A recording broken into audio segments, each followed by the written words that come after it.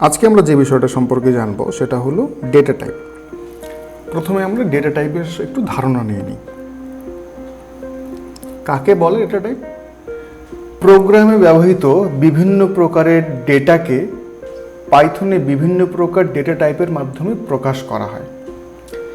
Python একটি dynamically type language হওয়ায় data টাইপকে আলাদাভাবে ঘোষণা বা ডিক্লেয়ার করার প্রয়োজন হয় না। যখন কোনো ডেটার ভ্যালু অ্যাসাইন করা হয় তখন ডেটা টাইপ কী হবে পাইথন নিজে থেকেই তা নির্দিষ্ট করে দেয়। পাইথনে বিভিন্ন প্রকার বিল্ট ইন ডেটা টাইপ রয়েছে। বুঝে নিই, এতক্ষণ অবধি যা লিখেছি সেইটা একটু বুঝে নিই আমরা। ডেটা টাইপ কাকে বলে? ডেটার যে টাইপ থাকে তাকে বলা হয় ডেটা টাইপ, অর্থাৎ ডেটার ধরনকে বলা হয় ডেটা টাইপ।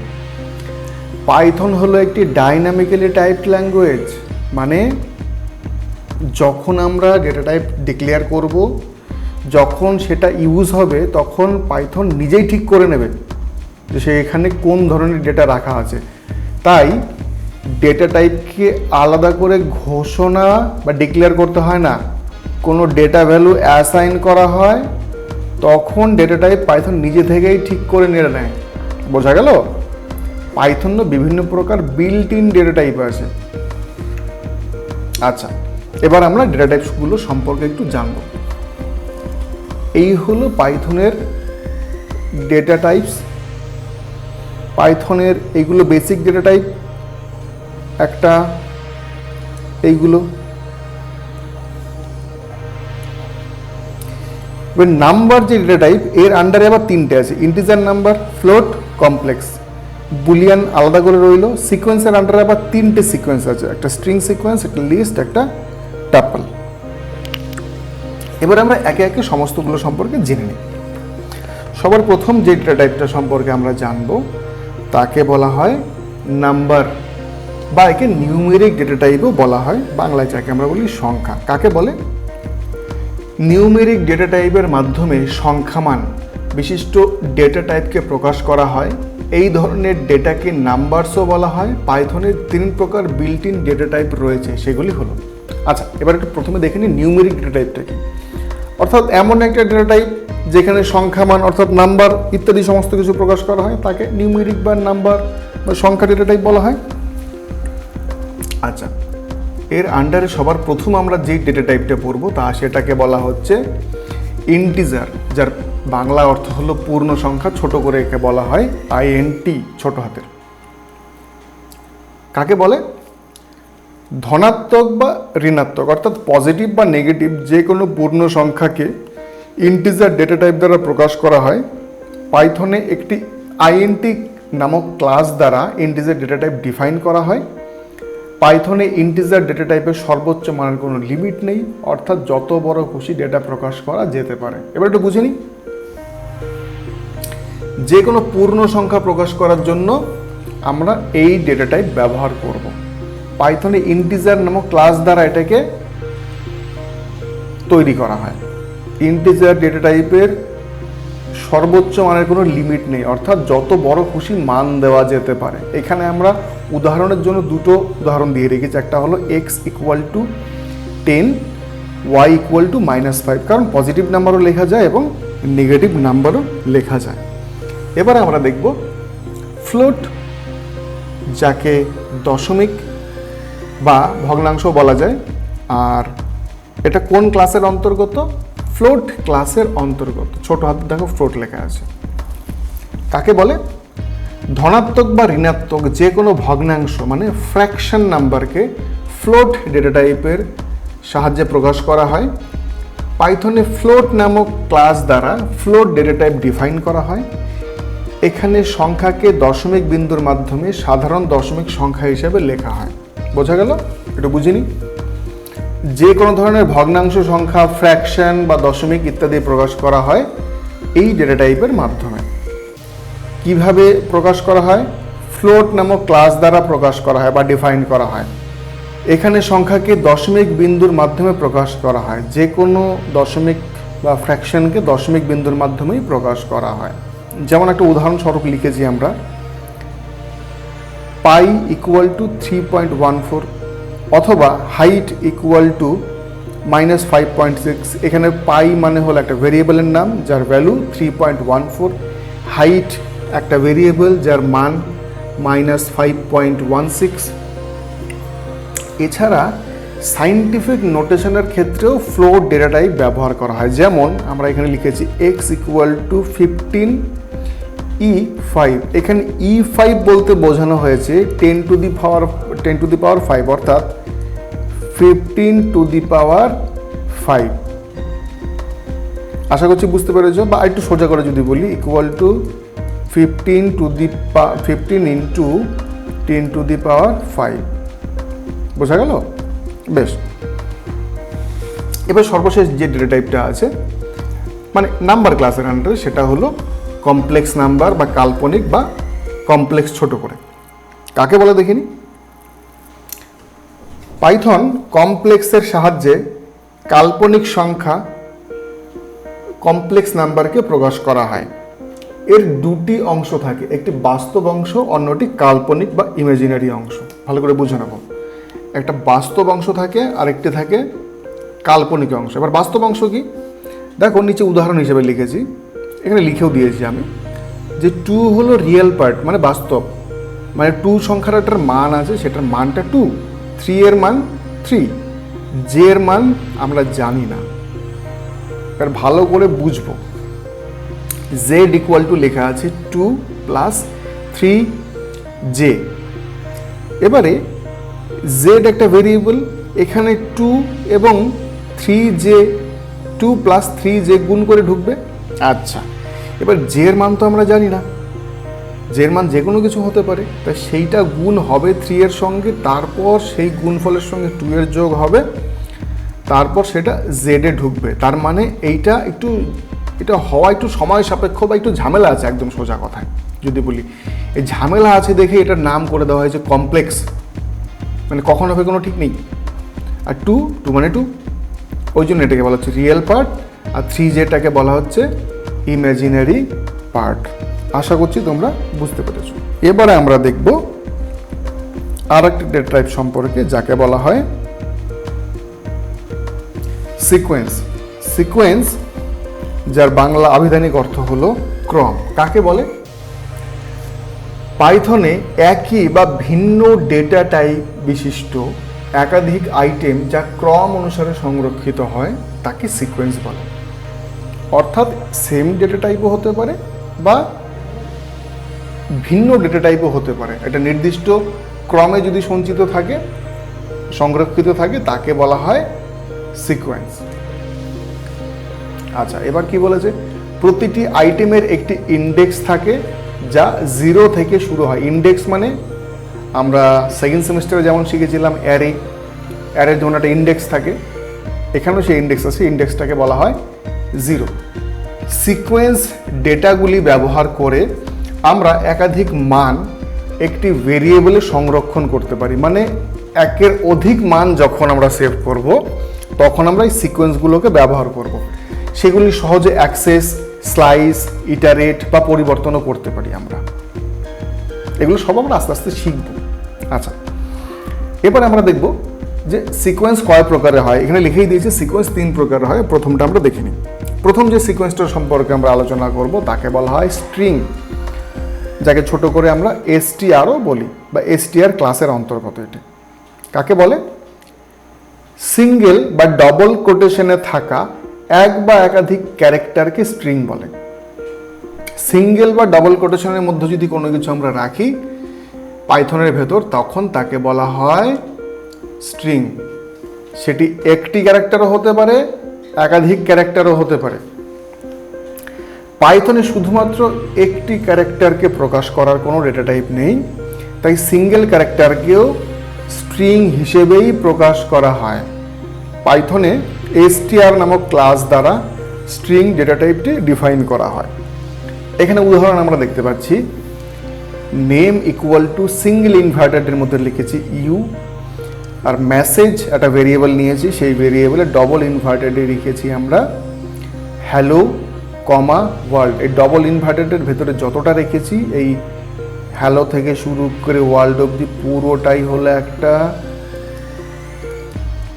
স্ট্রিং, আর এখানে ইউ এটা হলো একটা স্ট্রিং, আর নেম হলো একটা, ছোট করে লিখছি ভেরিয়েবল, মেসেজও হলো একটা ভেরিয়েবল। আশা করছি বুঝতে পেরেছো তোমরা। এবার আমরা অন্য একটা সিকোয়েন্স সম্পর্কে জানবো, যাকে আমরা বলছি লিস্ট, বাংলা যাকে বলে তালিকা। এটি ছোট হাতের লিস্ট অর্থাৎ লিস্ট ক্লাসের অন্তর্গত। কাকে বলে লিস্ট? পাইথনের লিস্ট হলো একটি বিল্ট ইন ডেটা টাইপ, যা একাধিক আইটেমকে একটি ভেরিয়েবলে ক্রম অনুযায়ী সংরক্ষণ করে, অর্থাৎ নির্দিষ্ট একটা ক্রম মেনে সংরক্ষণ করবে বা সেভ করবে। এটি পরিবর্তনযোগ্য অর্থাৎ মিউটেবল, মানে এখানকার ডেটা যা রাখবো সেই ডেটাগুলোকে আমি পরবর্তীতে চাইলে চেঞ্জ করতে পারি। ইটারেবল অর্থাৎ এটাকে লুপে আমি ব্যবহার করতে পারবো। পাইথনে লিস্ট নামক ক্লাস দ্বারা লিস্ট ডেটা টাইপটি ডিফাইন করা হয়। পাইথনের যে লিস্ট নামক ক্লাস আছে, যেটা আমরা এখানে লিখেছি, এই লিস্ট নামক ক্লাস দ্বারা লিস্ট ডেটা টাইপটি ডিফাইন করা হয়। এবার লিস্ট কি করে তৈরি হয় সেইটা সম্পর্কে আমরা জানব। লিস্ট তৈরি করার জন্য আমাদের দরকার থার্ড ব্র্যাকেটকে আমরা স্কোয়ার ব্র্যাকেট বলি। আমরা এতদিন জানতাম থার্ড ব্র্যাকেট, তাকে এখন আমরা বলছি স্কোয়ার ব্র্যাকেট। প্রত্যেকটি আলাদা আলাদা আইটেমের জন্য কমা দিতে হবে। একটি লিস্টে বিভিন্ন ধরনের ডেটা রাখা যায়, যেমন স্ট্রিং, যেমন সংখ্যা, স্ট্রিং, আবার লিস্ট। একটি সাজানো ও পরিবর্তনযোগ্য আইটেমের তালিকা স্কোয়ার ব্র্যাকেট দিয়ে লেখা হয়। এবার একটা উদাহরণের সাহায্যে দেখব। দেখো এখানে একটা স্কোয়ার ব্র্যাকেট শুরু, স্কোয়ার ব্র্যাকেট শেষ, তার মানেই হলো এটা একটা লিস্ট। এর ভেতর ডেটাগুলো রেখেছি, সবগুলো হলো স্ট্রিং ডবল ইনভার্টেড কমার মধ্যে রেখেছি, আবার একটা স্ট্রিং ডবল ইনভার্টেড কমা, আবার একটা স্ট্রিং ডবল ইনভার্টেড কমা। এবং এই প্রত্যেকটা আইটেম অর্থাৎ অ্যাপেল একটা আইটেম, ব্যানানা একটা আইটেম, ম্যাঙ্গো একটা আইটেম, এই তিনটে আইটেমকে আমরা আলাদা করেছি কিভাবে? কমার মাধ্যমে, যেটা আমরা লিখেছি। আশা করছি তোমরা বুঝতে পেরেছো। আচ্ছা, এবার সর্বশেষ যে সিকোয়েন্সটা আছে সেটা সম্পর্কে আমরা জানবো, তার নাম টাপল। ছোট হাতের টাপল লিখেছি, অর্থাৎ এটি টাপল ক্লাসের অন্তর্গত। পাইথনে টাপল একটি বিল্ট ইন ডেটা টাইপ, যা একটি ভেরিয়েবল একাধিক আইটেম সংরক্ষণ করতে ব্যবহৃত হয়। আচ্ছা, এটি দেখতে একটা লিস্টের মতো, কিন্তু এর প্রধান পার্থক্য হলো টাপল অপরিবর্তনযোগ্য অর্থাৎ ইমিউটেবল। মানেটা হলো লিস্টের ডেটাকে আমি চেঞ্জ করতে পারবো, কিন্তু টাপলের ডেটাকে আমি চেঞ্জ করতে পারবো না। অর্থাৎ একবার ডেটা তৈরি হয়ে যাওয়ার পর টাপলের আইটেম পরিবর্তন, সংযোজন বা অপসারণ করা যায় না। অর্থাৎ যা একবার রেডি করে দিয়েছি তারপর আর কোনো চেঞ্জ হবে না। পাইথনে টাপল নামক ক্লাস দ্বারা টাপল ডেটা টাইপ ডিফাইন করা হয়, যেটা আমরা এক্ষুনি বললাম। টাপল ক্রমযুক্ত মানে অর্ডার, একটা নির্দিষ্ট ক্রমে থাকবে। টাপল ডুপ্লিকেট মান গ্রহণ করে, মানে একই মান দুবার গ্রহণ করবে। টাপল তৈরি করতে গোল ব্র্যাকেট অর্থাৎ ফার্স্ট ব্র্যাকেট, যেটা আমরা এতদিন বলতাম, যেটাকে আমরা এখন বলবো প্যারেনথেসিস, ব্যবহার করা হয়। এটা একটা ভেরিয়েবল নাম এবং এটা হলো তার টাপলটা কি করে বুঝবো? ফার্স্ট ব্র্যাকেট শুরু অর্থাৎ প্যারেনথেসিস শুরু, প্যারেনথেসিস শেষ, তার মধ্যে তিনটে আমরা নাম্বার লিখেছি, তিনটে নাম্বারকে আমরা কমা কমা দিয়ে লিখেছি, সুতরাং এটা একটি টাপল। এবারে আমরা চলে যাব নতুন একটি ডেটা টাইপ, যার নাম হলো বুলিয়ান। বুলিয়ানকে বুল ক্লাসের মাধ্যমে প্রকাশ করা হয়।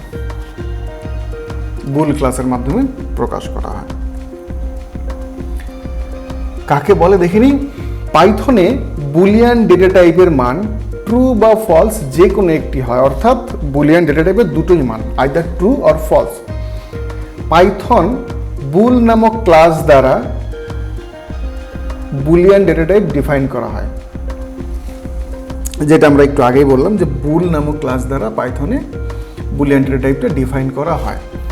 যেমন লিখেছি, উদাহরণ হিসেবে একটা ভেরিয়েবল নিয়েছি ইজ ভ্যালিড, এর মান আমরা ভরে দিয়েছি ট্রু, আর ইজ এমটি এর মান ভরে দিয়েছি ফলস। এখানে একটু মনে রাখবো, এই ট্রুটা যদি সাধারণভাবে লিখি আমরা, যদি ডবল ইনভার্টেড কমার ভেতর বা ফলস ডবল ইনভার্টেড কমার ভেতর যদি লিখে দিই, তাহলে কিন্তু এটা হয়ে যাবে স্ট্রিং। কিন্তু এক্ষেত্রে স্ট্রিং না করে এটাই আমরা ভ্যালু ভরে দিয়েছি। এটা ভ্যালু যেহেতু, তাই এটা ডবল ইনভার্টেড কমা আমরা ব্যবহার করিনি। এবার আমরা পরবর্তী ডেটা টাইপে যাব, যার নাম ডিকশনারি। এটা ডিআইসিটি ক্লাসের অন্তর্গত। পাইথনে ডিকশনারি হলো একটি মিউটেবল অর্থাৎ পরিবর্তনযোগ্য, ইন্ডেক্সড এবং কি ভ্যালুড পেয়ার ভিত্তিক ডেটা সংগ্রহ। অর্থাৎ পুরোটা পড়ে নিই, তারপরে আমরা বিস্তারিত বুঝবো। এটি প্রতিটি মান ভ্যালুর সাথে অনন্য কি অর্থাৎ ইউনিক কি দ্বারা সংযুক্ত থাকে। পাইথনে ডিআইসিটি নামক ক্লাস দ্বারা পাইথন ডেটা টাইপ ডিফাইন করা হয়। ডিকশনারি তৈরি করতে কার্লি ব্র্যাকেট, যেটাকে আমরা সেকেন্ড ব্র্যাকেট বলতাম, নাম হয়ে গেছে কার্লি ব্র্যাকেট, ব্যবহার করা হয়। প্রতিটি আইটেম লেখার ফরম্যাট হলো একটা কি এবং তার ভ্যালু।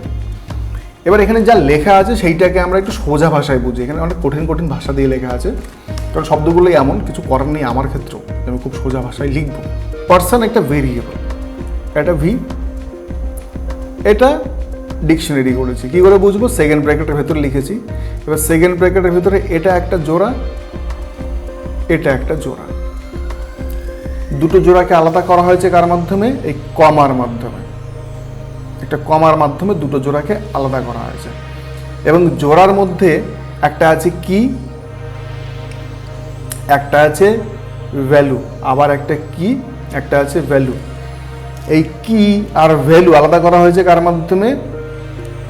এই কোলনের মাধ্যমে, এই কোলনের মাধ্যমে। আশা করছি বুঝতে পারছো, এই ফরম্যাটে লেখা আছে। এবার আমরা এর সংজ্ঞাটা আরেকবার একটু পড়ে নিলেই ব্যাপারটা ক্লিয়ার হয়ে যাবে। ঠিক আছে, এবারে আমরা যে ডেটা টাইপটা সম্পর্কে জানবো সেটা হলো সেট। দেখিনি, পাইথনে সেট হলো একটি বিল্ট ইন ডেটা টাইপ, যা একটি ভেরিয়েবলে একাধিক অদ্বিতীয় মান সংরক্ষণ করে, অর্থাৎ ইউনিক মান, কোনো ডুপ্লিকেট থাকবে না। পাইথনে সেট নামক ক্লাস দ্বারা সেট ডেটা টাইপ ডিফাইন করা হয়। সেট হলো একটি আনঅর্ডার্ড, আনইন্ডেক্সড এবং মিউটেবল, কিন্তু ডুপ্লিকেট মান গ্রহণ করে না, এমন এক ধরনের ডেটা টাইপ। আনঅর্ডার্ড মানে কোনো অর্ডার থাকবে না, আনইন্ডেক্সড মানে কোনো এর ইন্ডেক্স থাকবে না, অর্থাৎ জিরো দিয়ে শুরু হবে না, এবং মিউটেবল মানে এটা পরিবর্তনযোগ্য, কিন্তু ডুপ্লিকেট মান গ্রহণ করে না, মানে সেম মান দুবার থাকবে না। এবারটা লক্ষ্য করি, সেট তৈরি করতে সেকেন্ড ব্র্যাকেট অর্থাৎ কার্লি ব্রেসেস বা সেট ফাংশন ব্যবহার করা হয়। সাধারণত সেট ব্যবহার করা হয় বিশেষ মান আলাদা রাখতে বা গাণিতিক সেট অপারেশন করতে, যেমন ইউনিয়ন, ইন্টারসেকশন ইত্যাদি। এবং উদাহরণটা দেখি না একটু। সেকেন্ড ব্র্যাকেটের ভেতর রেখেছি অর্থাৎ কার্লি ব্রেসেসের ভেতর তিনটে ডেটা, একটাকে বলছি আমরা রেড স্ট্রিং, গ্রিন একটা স্ট্রিং, ব্লু একটা স্ট্রিং। এবার একটু লক্ষ্য করো, ডিকশনারি, ওপরের ডিকশনারি এবং নিচের সেট দুটো দেখতে একদম একই রকম। শুরুটা দুটোই কার্লি ব্রেসেস দিয়ে শুরু, কার্লি ব্রেসেস দিয়ে শেষ, কিন্তু এখানে একটি কি আছে এবং একটা ভ্যালু আছে, আবার কি একটা ভ্যালু। এখানে কিন্তু সবগুলোই ভ্যালু, কোনো কি নেই। বোঝা গেল? আচ্ছা, তার মানে সেকেন্ড ব্র্যাকেট বা কার্লি ব্রেসেস দিয়ে শুরু হলেই সমস্তগুলোই ডিকশনারি হয়ে যাবে না বা সেট হয়ে যাবে না। এবারে আমরা যে ডেটা টাইপটা সম্পর্কে জানবো তাকে বলা হয় নান টাইপ বা নান। কাকে বলে? পাইথনে নান টাইপ হলো একটি বিশেষ ডেটা টাইপ যার একমাত্র মান হলো নান, অর্থাৎ একটি মান থাকবে, সেই মানটাকে বলা হয় নান। এটি বোঝায় যে কোনো মান নেই বা কোনো মান দেওয়া হয়নি। বোঝা গেল? কোনো মান দেওয়া হয়নি বা কোনো মান নেই সেটা বোঝাতেই এই নান ডেটা টাইপটি ব্যবহার করা হয়। পাইথনে নান টাইপ নামক ক্লাস দ্বারা নান টাইপ ডেটা টাইপ ডিফাইন করা হয়। এটি প্রায় ফাংশনের ডিফল্ট রিটার্ন ভ্যালু হিসেবে ব্যবহৃত হয়। শুধুমাত্র নান অবজেক্ট আছে, তার টাইপ হলো নান টাইপ। রেজাল্ট একটা ভেরিয়েবল নিয়েছি, তার ভ্যালু দিয়েছি নান, এর অর্থ হলো রেজাল্ট ভেরিয়েবলে কোনো ভ্যালু দিইনি আমরা, কোনো ভ্যালু দিইনি সেটা বোঝানোর জন্য আমরা ব্যবহার করব নান। অর্থাৎ কোনো কিছু দিচ্ছি না, পুরো ফাঁকা। বোঝা গেল? বেশ, আশা করছি তোমরা বুঝতে পেরেছো। আর এইটা একটু পড়ো, এর পরবর্তীতে যখন আমরা আরও ডিটেলে পাইথনটা করা শুরু করব তখন এই জিনিসগুলো তোমাদের কাছে একটু পরিষ্কার হবে। এখন এইগুলো একটু ভাষা ভাষা, তার কারণটা হলো তোমরা এইটা কখনো পড়োইনি, কোনো প্রোগ্রামিং ল্যাঙ্গুয়েজ পড়োনি। আর যারা অলরেডি প্রোগ্রামিং ল্যাঙ্গুয়েজ পড়েছো তাদের কাছে বিষয়টা একটু সুবিধাজনক হবে বলে আমার মনে হয়। ধন্যবাদ।